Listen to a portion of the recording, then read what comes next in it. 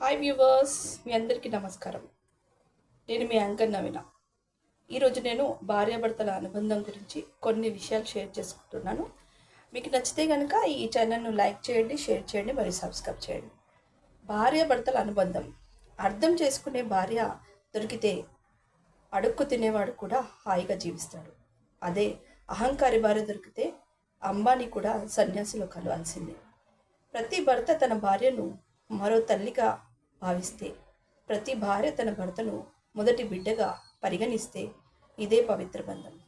భార్య మాత్రమే కాదు, భార్యకి జీవితాంతం భరోసాగా ఉన్న భర్తే గొప్పవాడు. 25 సంవత్సరాలు తల్లి ఒడిలో ఎదిగిన 75 సంవత్సరాలు భార్య మదిలో మెదుగుతాడు.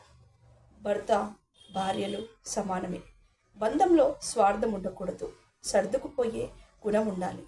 భార్య తట్టుకున్న పురిటి నొప్పులు గొప్పవైతే, భార్య పిల్లల కోసం, భవిష్యత్తు కోసం భర్త పడుతున్న తిప్పలు కూడా ఎంతో గొప్పవి.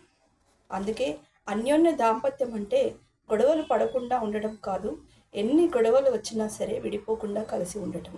అదే భార్యాభర్తల బంధం, అనుబంధం. అదే ఎన్నో జన్మల పవిత్ర బంధం, పుణ్యఫలం.